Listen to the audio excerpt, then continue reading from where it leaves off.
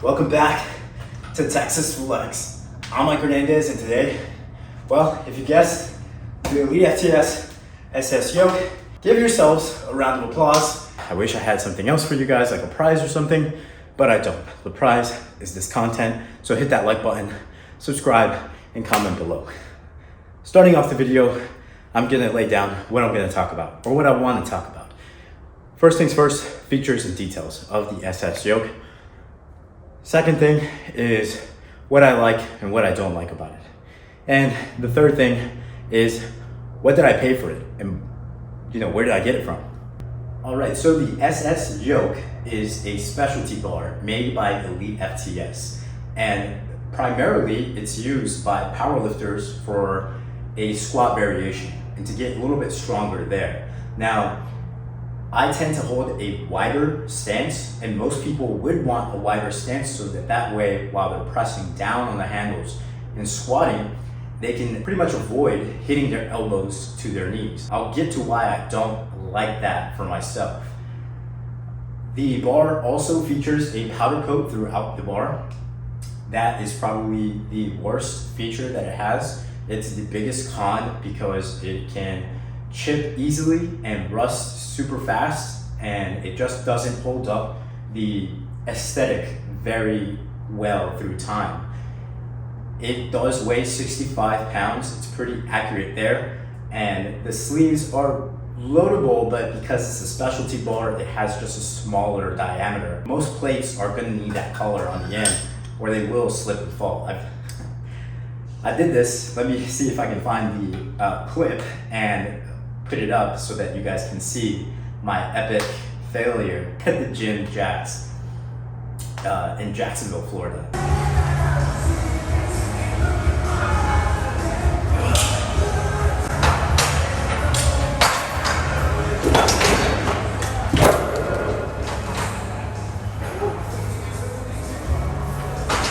That's a good memory for me, for sure.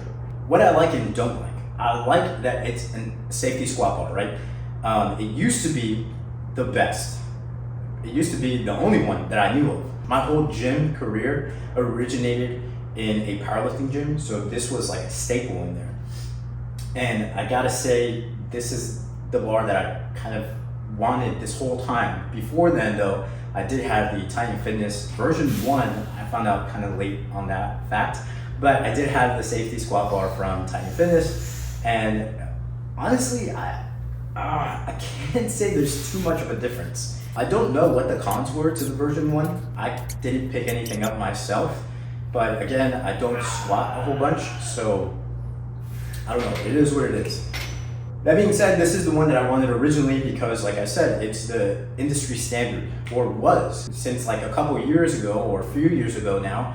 Titan Fitness, Kabuki, all of these different places have come out with variations of this bar. So whether or not it's still the best is up for debate. That being said, this is the one that I wanted because, like I said, I started at a powerlifting gym and it just kind of reminded me of my humble beginnings. So what I don't like about this bar is that, one, the powder coat comes off really easily, and because I bought it used, it's already kind of like this. I'll quote my wife, "You pay what for that piece of trash?" And I get it, most people wouldn't like it, but like I said, it adds a certain aesthetic to the gym, right? Kind of says, hey, yeah, I like my stuff new and I like to take care of my things, but I'm also kind of grungy. Yeah, something like that. So the second thing I don't like is that when I squat down, I don't know if it's because of my height or the length of my legs or what it happens to be, but I can't go narrow or wide in my stance because my elbows always hit, or the handles always hit my knees if I'm trying to get any sort of depth. I can go to about 90 and come up easily, but as soon as I try to get any more range of motion, it's super awkward. So there's that. Outside of that, I really can't say anything negative. Like, I'm pretty sure that this guy that I bought it from, used it a lot because there's a little dip right here, like on the pad, but outside of that, and it doesn't even really affect the bar. I don't know if I'm just not loading enough weight, but it still feels comfortable. So the padding is definitely thick and supportive, and then the rest of the bar, it's functional. There are a couple things that I wish were better, or he, didn't mistreat it so much. But again, like I said, mostly powerlifters are using this thing, and those guys are they're nice people, they're great people, but they're a little rough on equipment. So there's that. Okay, so the fun part. I found this on Facebook Marketplace for about $250. That's what it was listed at. Now, I wanted it and I kind of didn't want it. I didn't want it because it was used in all of the other things that I just kind of described, and I got rid of the Titan Fitness V1. I got rid of that one because of what I talked about, the stance, right? I can't get the range of motion that I want using the safety squat bar without it being kind of awkward. So I got rid of it, but then I decided, damn, I kind of miss squatting with the safety squat bar. So I started looking, and at first I was like, you know what? I'm gonna do it. For the first time in my life, I'm gonna spend a crap ton of money on something that I know is overpriced. And my opinion, right? So don't throw stones at me yet, okay? It's my opinion, I'm entitled to it. But the Kabuki Transformer Bar is what I originally wanted to get, and I was willing to pay the retail price. That being said, the one thing that kind of stopped me was that I did watch Garage Gym Review's review on it, and he said that the edges were kind of sharp on where you adjust the camber. And I was scared by that. I was put off because I do have small children and they tend to come in here from time to time. I kind of try to put things where they can't easily hurt themselves. And that bar would just go too low on my gun rack or barbell rack. And if they cut themselves, then at that point, I just can't have something like that. That's a huge liability. And then I saw this on Facebook Marketplace, and I was like, whoa, this is good if I can get it for steel.